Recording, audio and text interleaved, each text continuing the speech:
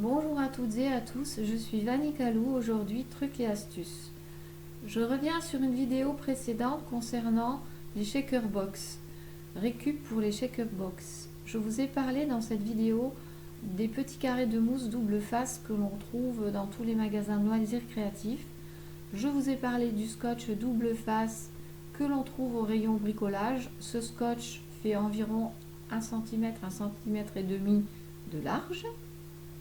Je ne vous ai pas parlé du fait que nous pouvions couper nos formes dans des cartonnettes, puis les coller les unes sur les autres afin d'avoir la hauteur nécessaire de façon à ce que nos petits éléments bougent correctement.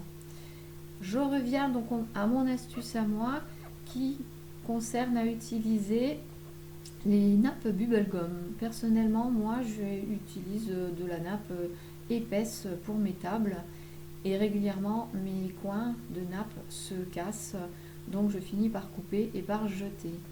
Mais cette fois-ci, en regardant de plus près, je me suis aperçue que la petite pellicule décorative se décollait. Donc j'ai tiré. Et donc je me suis aperçue que dessous, mais c'est de la mousse.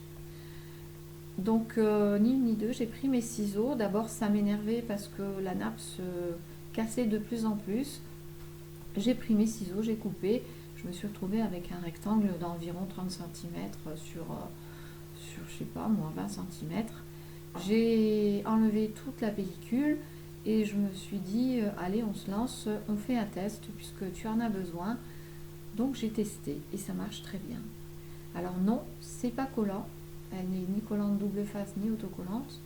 Mais ça se règle très bien en y mettant du scotch double face moquette ou classique.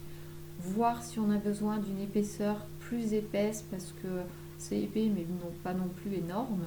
On peut coller avec de la Patex, on laisse sécher et on réutilise quand tout cela est bien propre et qu'il n'y a plus de risque. J'utilise cela aussi sous mes flippettes. Quand j'ai une fermeture à faire avec une flippette, je surélève généralement avec un petit morceau de mousse. Et bien celle-là elle colle pas, c'est génial parce que comme elle colle pas, elle glisse très bien sur le papier. Si je souhaite qu'elle colle à la flippette, à la limite je me mets soit un petit point de colle, soit un petit morceau de double face et c'est parfait. J'ai testé aussi la découpe avec le Colossal, mais c'est parfait, ça fonctionne parfaitement. Ça passe dans les perfos.